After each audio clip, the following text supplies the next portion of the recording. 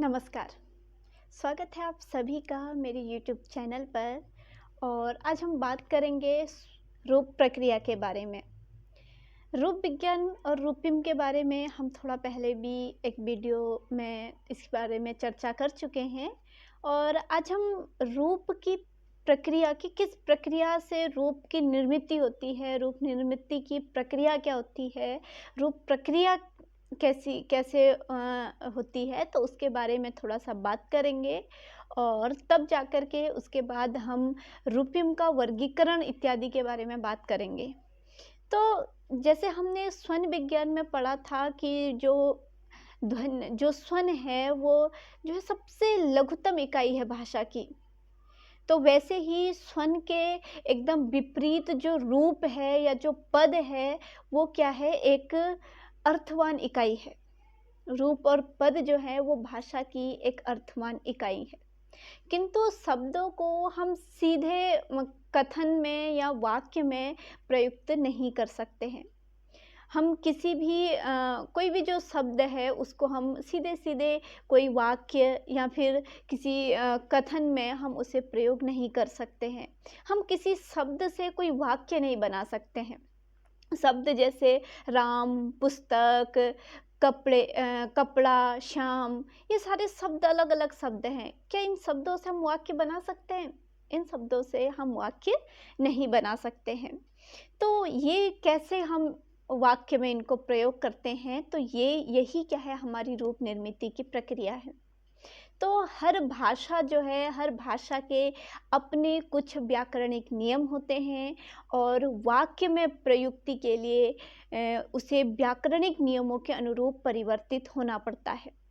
यानी कि जो हमारे शब्द हैं उन शब्दों को हम वाक्य में तभी प्रयोग कर सकते हैं जब वो व्याकरणिक नियमों के अनुसार जो है हम उनको एक व्यवस्थित रूप जो है उनका हम बना लेते हैं।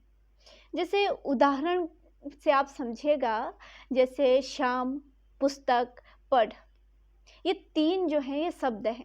क्या है? शाम, पुस्तक, पढ़, ये तीन शब्द हैं, लेकिन इनका कोई अर्थ नहीं निकलता।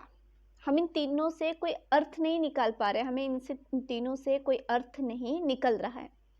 इसी प्रकार जैसे एक और उदाहरण है, रावण राम मारा। तो ये इसमें भी क्या है कि रावण राम मारा।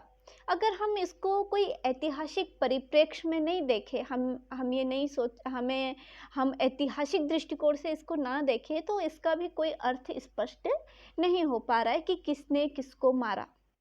अगर अब हम इन शब्दों को या ये जो ऊपर हमने दो वाक्य के रूप में शब्दों को लिख दिया था, इन वाक्यों को अगर हम इस प्रकार लिखें, जैसे कि पहला वाला अगर वाक्य हम ये लिखते हैं, श्याम ने पुस्तक पढ़ी।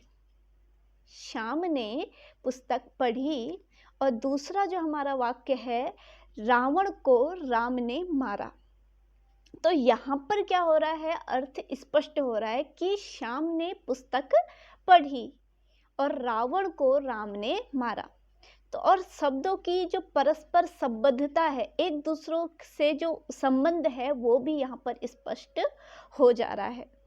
यदि हम अगर ध्यान से देखें और ध्यान से अगर इसको समझें, तो इसमें जो क्रमशः ने, ई, को आदि जो व्याकरणिक इकाइयां हैं, इन्होंने शब्दों को अर्थ प्रदान किया है। यही शब्दों को अर्थ प्रदान कर रही हैं और यही व्याकरणिक इकाइयां शब्दों को वाक्य में प्रयुक्ति योग्य बनाती हैं। तो जो ये एक दूसरे का संबंध बताती हैं, वाक्य की ये जो व्याकरणिक इकाइयां होती हैं, यही जो है शब्दों को रूप में परिवर्तित करती हैं। शब्दों को वाक्य में प्रयुक्ति योग्य बनाने की प्रक्रिया रूप निर्मित की प्रक्रिया है। ठीक है, क्या है कि शब्दों को वाक्य में प्रयुक्ति योग्य बनाने की जो प्रक्रिया है वही रूप निर्मित की प्रक्रिया है। इस प्रक्रिया की पूर्णता ही रूप संरचना की पूर्णता है।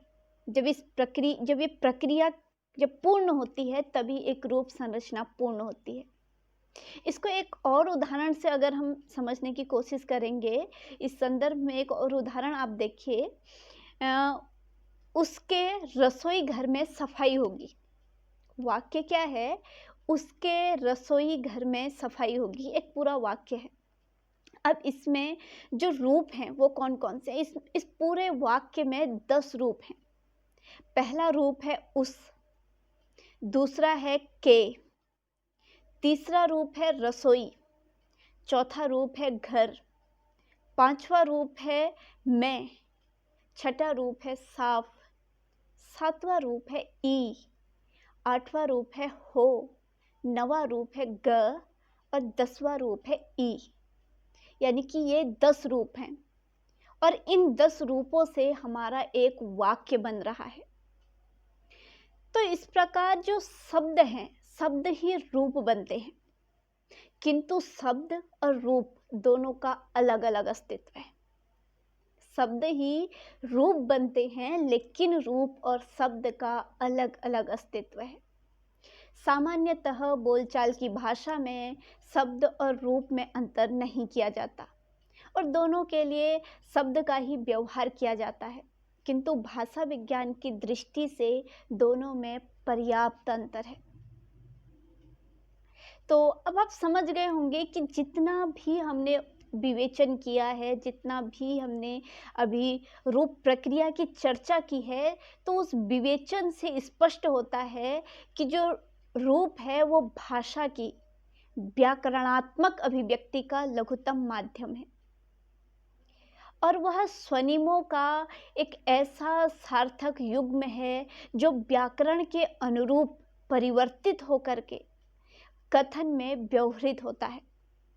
कहने का मतलब है कि स्वनिमों का एक ऐसा रूप जो कि एक व्याकरणिक रूप से जो है परिवर्तित होकर एक व्याकरणिक अनुरूप से वो एक वाक्य में प्रयुक्त होता है।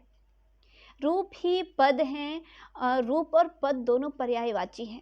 आप लोग इसमें असमंजस्य की स्थिति में मत रहिएगा कि रूप अलग है, पद अलग हैं। तो रूप और पद दोनों एक ही हैं, दोनों एक दूसरे के पर्यायवाची हैं। हालांकि संस्कृत में रूप के लिए पद का ही प्रयोग किया जाता था, किंतु जो आधुनिक भाषा वैज्ञानिक हैं वे इसके लिए जो है रूप कहना अधिक पसंद करते हैं और अंग्रेजी में इसी रूप के लिए मोर्फ शब्द का प्रयोग किया जाता है। तो पद और रूप दोनों एक ही है, यहाँ पर स्पष्टतः ये कह दिया गया है। और इस प्रकार जो रूप संरचना होती है वो एक स्वयं में एक जटिल प्रक्रिया है। जैसा कि हमने थोड़ी देर पहले देखा था कि एक वाक्य में हमें 10 रूप दिखाई दे रहे हैं, तो इसी आधार पर हम ये कहते हैं कि जो रूप संरचना है वो एक जटिल प्रक्रिया है। और यह भी हम देखते हैं कि जो संसार की जो समस्त भाषाएं हैं, जितनी भी भाषाएं हैं, उनकी जो रूप संरचना होती है वो दूसरी भाषा से अलग होती है और ये अलग अलग जो रूप संरचना होती है यही भाषाओं के मध्य जो है अलगाव पैदा करती है कि ये दूसरी भाषा है, ये दूसरी भाषा है। और सभी भाषाओं की रूप संरचना भी अलग होती है और जब रूप संरचना अलग होती है तो उसकी जो निर्मिति की प्रक्रिया है वो भी अलग अलग होती है। तो हमने जो अभी रूप प्रक्रिया देखी थी या जो रूप संरचना या जो रूप निर्मिति की हमने बात की थी वो हमने हिंदी भाषा को आधार बना करके की है। तो इस प्रकार हमने आज रूप प्रक्रिया पर चर्चा की और अब आगे हम रूपिमों के वर्गीकरण पर बात करेंगे। यदि आपको रूप प्रक्रिया या रूप निर्मिति को लेकर के कोई भी प्रश्न आपके हों और आपको नहीं समझ में आ रहा हो तो आप कमेंट्स में लिख सकते हैं, आपको उत्तर देने की कोशिश मैं करूँगी। आज के लिए इतना ही। आप सभी का बहुत बहुत धन्यवाद।